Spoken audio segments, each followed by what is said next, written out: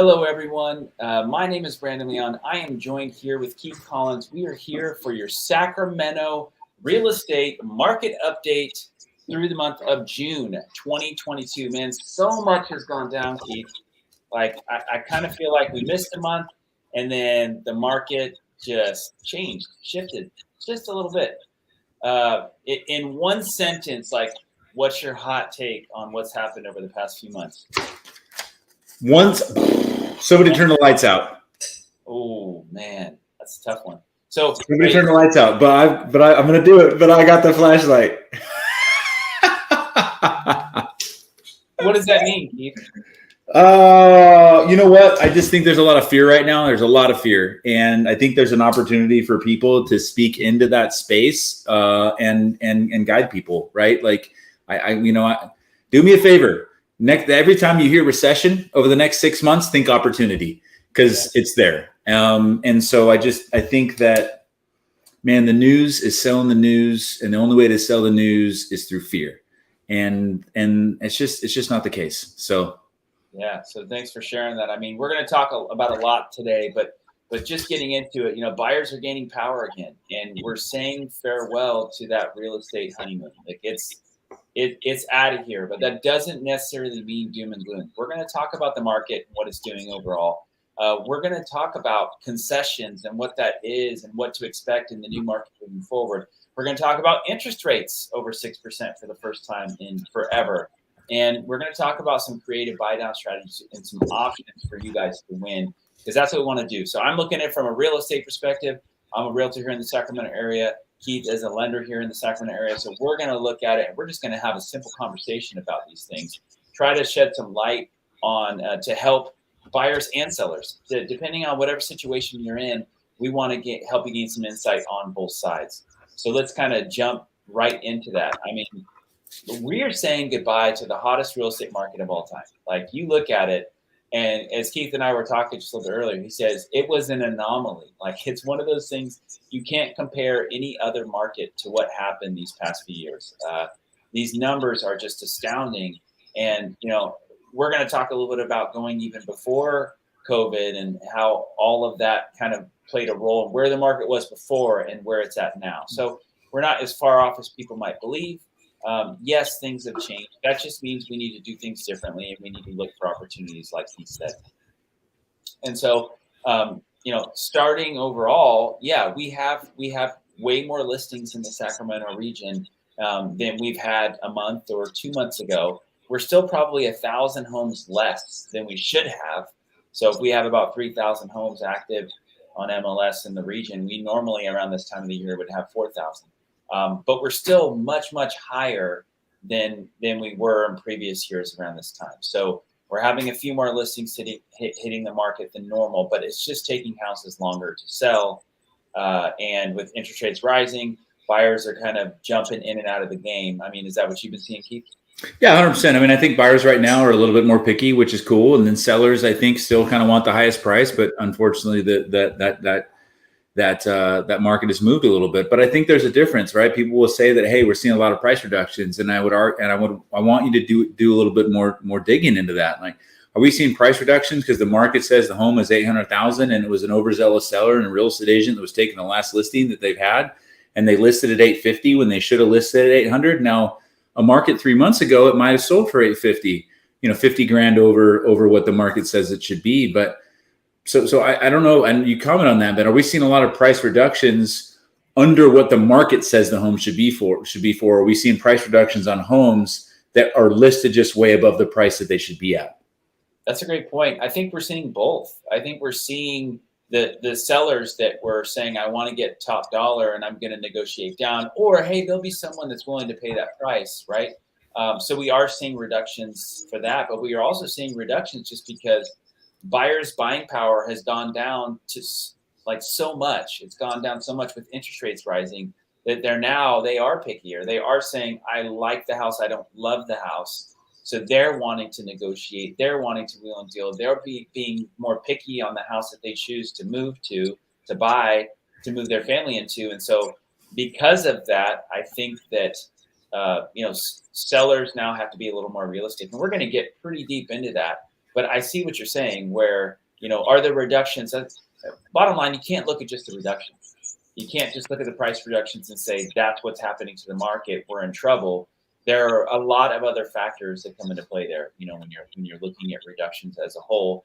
And you also have to look at price point, though. Like the amount of reductions in a higher price point of homes, let's say 800,000 plus, you're going to see more reductions in that price point than you are between 500,000 and 600,000, right? The average sale. So whenever we're going over data and everything, we're here to educate you, but every situation is just a little bit different. So if this doesn't fit your situation, you have questions about it, reach out to us. That's what we're here for. We're here to help educate you to make the best decision for your financial future dealing with real estate. Let me ask you a question. Can I ask you a question? Yeah. Made me think about something. It's supposed to be something I was going to talk about. But okay, you've been doing this for a while, Brandon. You've been doing this for over 10 years. I know that. I don't know exactly how long, but I know over 10 years. So you've seen a different market than this. So let's just go back. Let's take COVID out of the way, right? And let's and kind of the pandemic that we're in and the craziness that we saw was really related to that. So we go back to a market where the average days on market is 45 days, which is potentially kind of where we're at or closely approaching to. Okay. And that's still kind of a normal real estate market. You price the home. Correct. That's where we were pre-COVID. So you price the home at where we think it should be based on the comps. Okay. Right. And you're 3 weeks in and it's not sold yet. You're 4 weeks in and it's not sold yet. The average days on market's 45. Are you doing a price reduction? If the buyer is not like desperate to sell, like, hey, I got to sell, I'm relocating, we just got to get it sold. Are you? I'm just curious, right? Because I've not sat in your seat on that stuff. So are you at that time? Couple things. In a normal market, it depends on what the seller's wants and needs are and how quickly they need to move.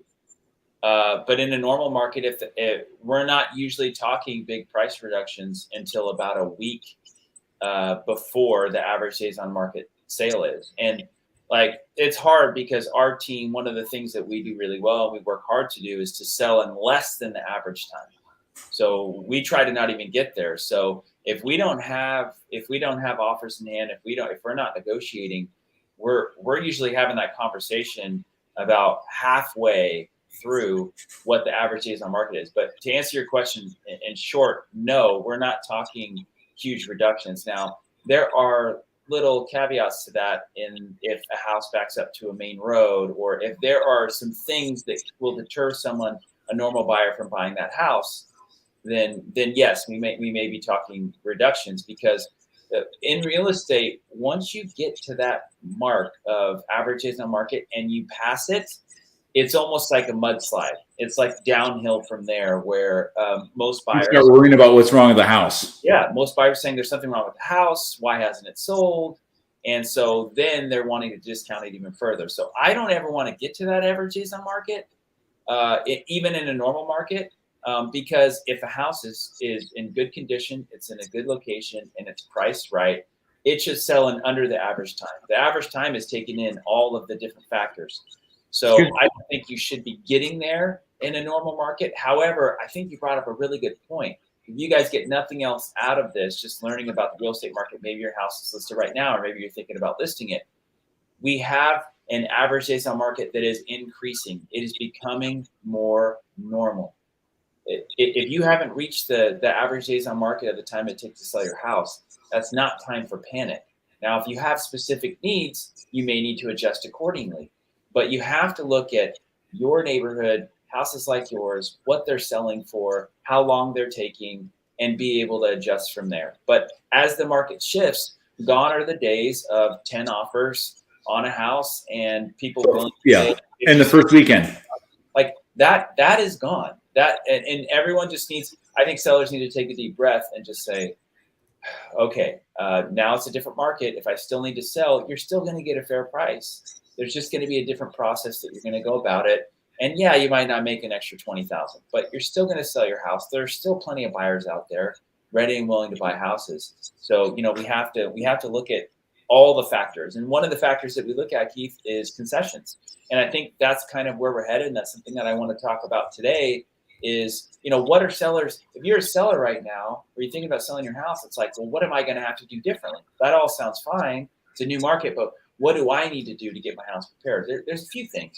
The first thing, thinking about, there's just going to be more concessions, and what concessions is an amount that a seller agrees to pay the buyer towards their closing costs, or in lieu of repairs. So instead of repairs. So let's say that there's about $8,000 from the pest inspection, the home inspection, and all the inspections that the buyer does. A lot of times what we do to make the process smooth and easier is, instead of doing the repairs, there's a credit that the seller gives the buyer towards their recurring and non-recurring closing costs. That's what we most commonly do. And then the buyer gets a little bit of a discount. They get a credit and help towards their closing costs, and then they fix those items on their own. That's a normal thing that we do. We're going to start to see that more and more, in my opinion. And so as we're seeing concessions, sellers haven't had to do this. They haven't had to negotiate. So when we look at it, there's about 35% of active listings in the Sacramento region that have had price reductions, which is a huge change, right? So don't miss the stat of, like I said, there's about 3,000. Let's just say there's 3,000 active homes. Normally we have 4,000. So we're a little bit less, but we're still way more than we had a few months ago. So it's really important. But when you look at concessions, expect there to be more, because sellers are going to need to negotiate more, period. And it's not necessarily, and buyers are gonna feel more empowered to do so as well. Absolutely. So sellers have lost a little bit of power here, but that doesn't mean that it's still not going to be a fair transaction. Buyers are going to be empowered to say, hey, there's $3,000 in pest work. There's $1,000 in roof work. There's a plumbing leak here. I'd really like these things fixed before I buy the house. They're going to feel more empowered to make those, to ask the seller to take care of those things. And sellers are going to be more likely to do that. When we look at, ever since interest rates dipped below 3% in 2020, there's just been fewer concessions, where right around that time in 2020, there's about 42% of transactions had concessions, right? But now the number since then has been about 25%. So we've seen less and less properties being sold having concessions. So I think it's just important to note, as you're looking at that, you're also going to have more concessions in the lower price ranges. And it's pretty simple, right? So you have houses that are over $1 million. You have a different type of buyer, a different amount of money you're putting down, a different kind of upkeep to the house. So if you're at houses, $300,000 to $500,000, they're typically going to need a little bit more work, and there's going to be more concessions at that level, of house. And then if you look at the way concessions are done, so you're thinking, okay, great. If I'm going to sell my house, how much concessions should I plan for? Are we talking like 10, 20, 30,000? Well, it's important to note that so far in 2022, over 26% of sales that have sold in the region have had concessions to the buyers. Now, 91.6% gave a credit of $10,000, or I'm sorry, of $10,000 or under. So it's important to know that credits right now, or concessions, during 2022, most of them have been under $10,000. So typically what you're going to see in houses from all the inspections, you're usually going to see about $8,000 to $15,000 in overall repairs that need to be done to bring the house up to livable condition, or what a buyer would want to live in the house, the condition the buyer would want to move into the house. So there is a part of negotiating, and that's why you hire a professional to help you negotiate to get those things taken care of. So if the credits are under $10,000, well, what's maybe the average? So if we look at average concession amount, the average concession amount so far this year has been $4,987 per transaction where there's been concessions. And then what's the median home price? What's that? What's the median home price? The median home price right now is in the high fives. Okay, so like a 1%. So roughly like a 1% concession. Right. Yeah. So you're looking at a 1% concession, and you're not on average going to see on average. You're not typically going to see concessions over $10,000. Like, it's just not as common. Maybe sometimes 10 to 15, but rarely over 15,000 in most cases. There are other things that you can do, like reduce the price, right? There are other things that you can do in addition to concessions. There are other options if you don't want to make those. And sometimes, Keith can speak more to this, but sometimes when you have loans, they only allow a certain amount of concessions for the loan program. Speak more about that, Keith. Yeah, so certain loan programs based on occupancy determine the percentage of the loan amount that you can get as a concession. And so like on a conventional home loan, it's 3%. If it's an investment property, it's 2%. So if you're doing a $500,000, let's just say it's a $500,000 loan, an investment property, $10,000, primary residence, $15,000. Now, other programs like, VA or FHA will actually allow for higher than 3%. So it depends on occupancy, but also the program that you're getting is the percentage that you can receive. But I think also concessions can be strategy, right? And so that was, and I don't know if we want to segue into that yet, but that, concessions can be something that we're doing to offset something that came up during inspections, right? To make the buyer more comfortable with purchasing the property. But concessions can also be something that's done as strategy to help the buyers and sellers bridge a gap, maybe a price gap, right? Buyers want payment typically, sellers want net price. So how do we bridge that gap? And I think sometimes buyers automatically think price reduction. But concessions can actually put more money in the buyer's pocket typically than a price reduction immediately and long-term. So perfect segue. So buyers and sellers, listen up. This is something that's going to become more common. If you don't hear anything else, hear what Keith is about to talk about. We're talking about a win-win scenario for the buyers to win and the sellers to win. And so Keith, go ahead. Yeah, so interest rates have moved up. I mean, gosh, the inflation data came out last week. It's higher than anticipated. The market didn't like this because the Federal Reserve has moved interest rates up and the federal funds rate, hoping to offset inflation. It's not working yet. Market responds. We see the Dow and overall stock market decline yesterday and today. And interest rates, honestly, are up 0.3% to almost 0.5% from Thursday. Like, that's big. We're over 6% now on 30-year fixed interest rates. And in some situations, it's 6.3 to 6.5%. So interest rates are higher, and that's been dramatic, which is affecting a buyer's payment. And so what buyers are doing is they're saying, hey, look, I want a lower purchase price in the house, maybe below what the comparable sales say, because I want a lower payment, right? I need that lower payment. But the seller wants a higher purchase price, or the highest purchase price possible from a net standpoint. So a lower interest rate can get us a lower payment faster than a lower price. Okay, so one of those strategies that we use, and I don't know if you want to put it up on the screen here, if Derek can do that, but is what we call a seller buy down strategy. And so basically the seller uses a concession to permanently buy down the interest rate. This graph is a little small here, but the column on the left-hand side is I'm just suggesting a 6.5% interest rate, which would be on a $500,000 purchase price.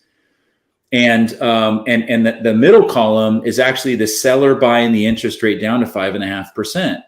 What this does in that scenario is saves the buyer almost $290 a month off their payment, which is rad, right? So the buyer all of a sudden gets the payment that they want, or the payment that they were hoping to get, a month ago on the same price when interest rates are lower, and the seller's able to still net what they want out of the home. Here's what's really cool.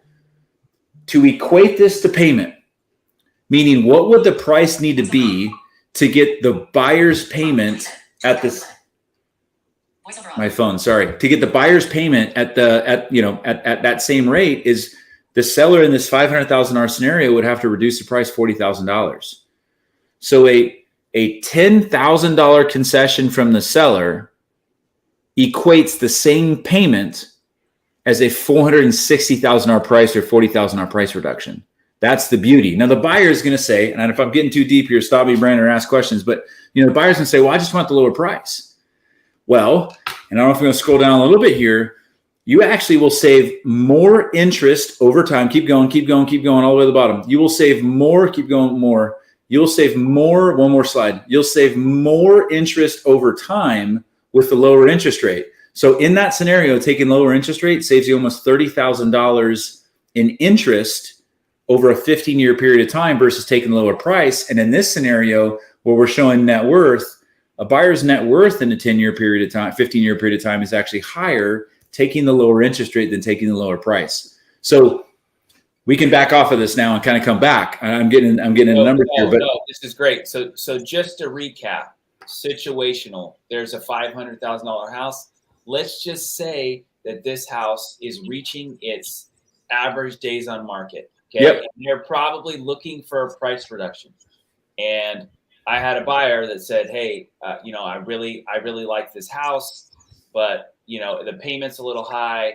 Maybe, just maybe, that seller is looking to reduce their price. So there is a possibility where the seller can win and the buyer can win, where if the seller was willing to credit $10,000, the buyer could buy down their rate 0.5% and save 4%. 1 full percent. %.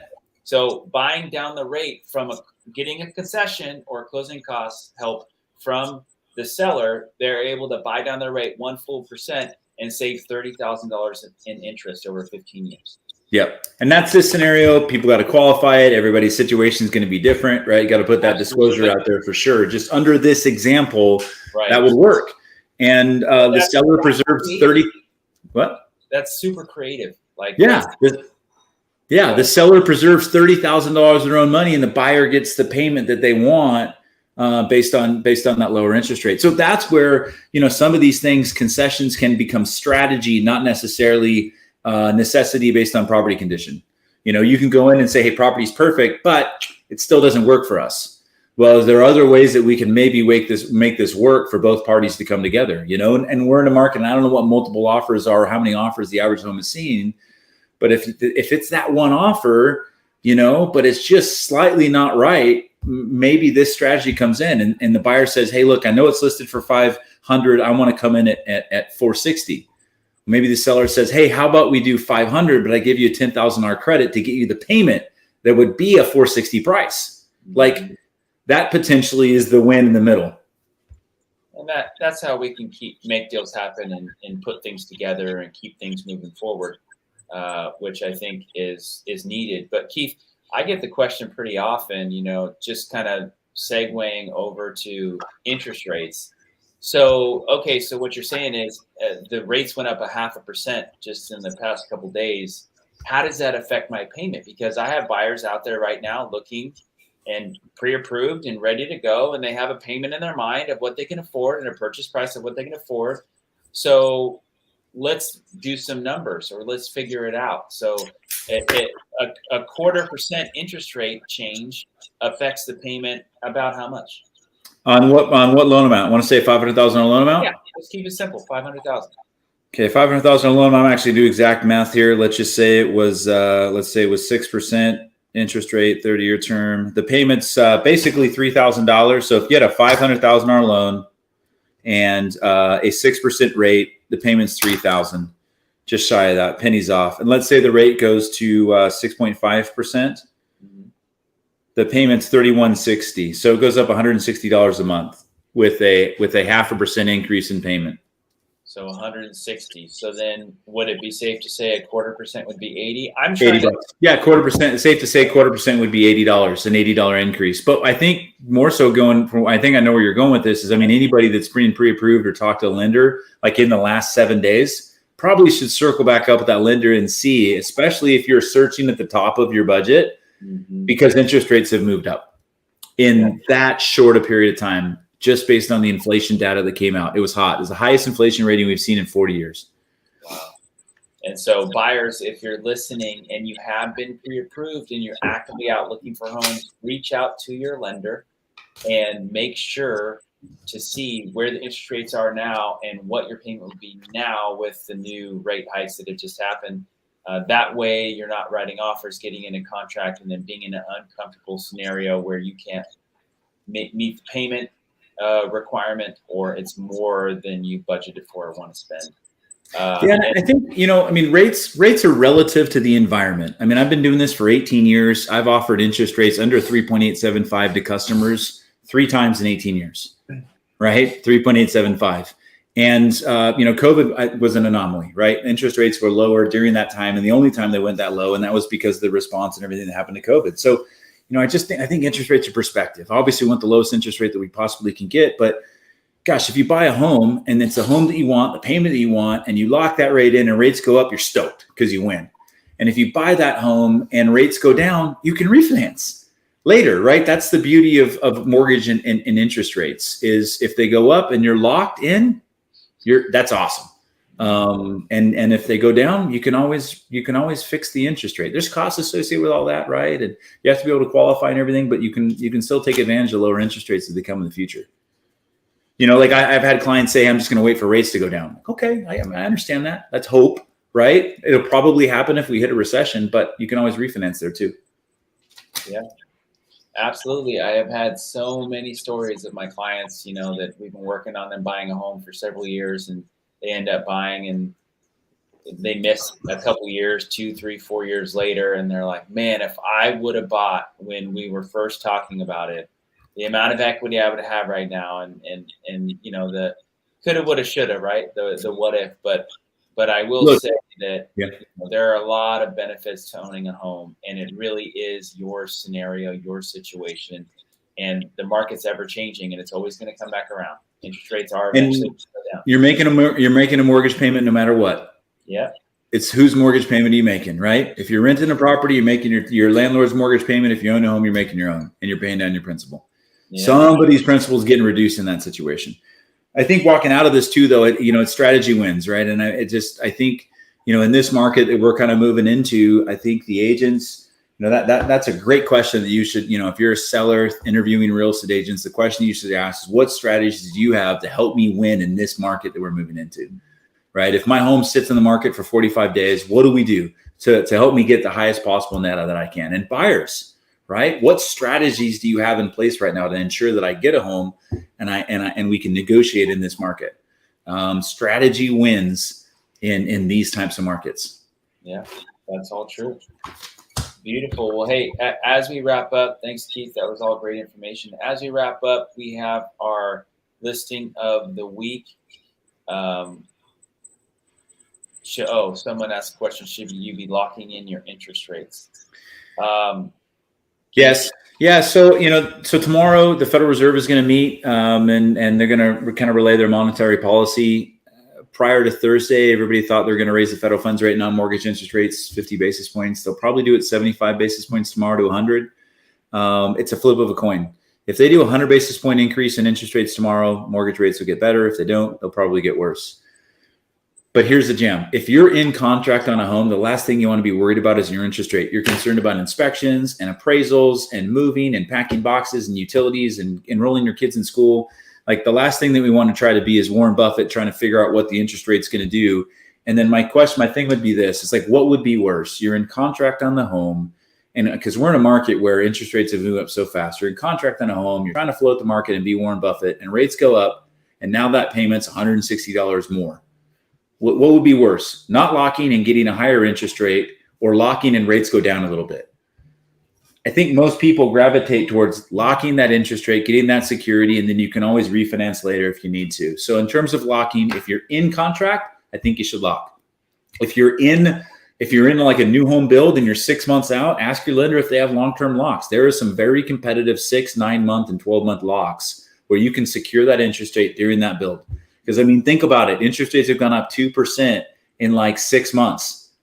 If you got into contract on a build 7 months ago, you didn't lock in that long-term lock, that's a bummer. Your payment's gone up a ton. So if you like it, lock it is always kind of my little. If you like it, lock it. Lock it up. If you like it, lock it. Oh. Got it. Should have put a ring on it. All right. Hey, listing of the week, guys. Listing of the week. We have 915 Wilderness Way. This is in Whitney Ranch, master plan community of about 3,000 homes. We have a property tour, 360 tour, you name it, all that drone, good stuff. This is a 3,700 square foot house, 5 bedroom, 4 full bath, which is pretty stellar, plus a den downstairs. Super clean, lots of upgrades. The bathrooms are all beautiful. Walking distance from Whitney High School and Whitney Oaks Park right there. So really love this house. I love the floor plan of this house. Nice and open. It's got everything you could possibly need. Huge 30-foot aluminum patio in the back. If you have any questions about the property or would like a tour, reach out to us. This is one of our most current listings. This is Rockland, California, listed at $950,000. Hey, I really appreciate you guys joining us today. I know we talked about a lot of stuff, and just keep in mind, what's most important is having trusted professionals helping you win in this market, whether it's on the loan side or the home side. We want to help you win. We are here to help. Feel free to reach out to us if you need anything. Don't forget to, I'd love to hear what you thought about this, or if you have any additional questions about this video. Don't forget to hit that like button and subscribe so you can stay updated on our videos we do every single month, along with all the other fun stuff we put out. So I just appreciate you joining us, and we'll see you in the next one. It's no secret that the Sacramento area is in high demand for homes. Most people only look at homes that are on the market, right? Which means they're missing out on great opportunities. Now, it's really tough to find a home that's not already on the market, and if you do, you're spending hours online looking at listings, and by the time you find a home that you like, it's already been snatched up by someone else.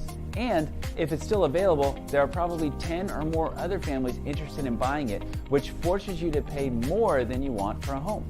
Now, whether it's a new home or a resale home you're looking for, take advantage of our off-market inventory list. Our off-market inventory list will give you instant access to fully upgraded new homes that aren't available to the public. You'll also get access to 5 to 10 homes each week that are about to go on the market, so you can avoid competition and get your offer accepted.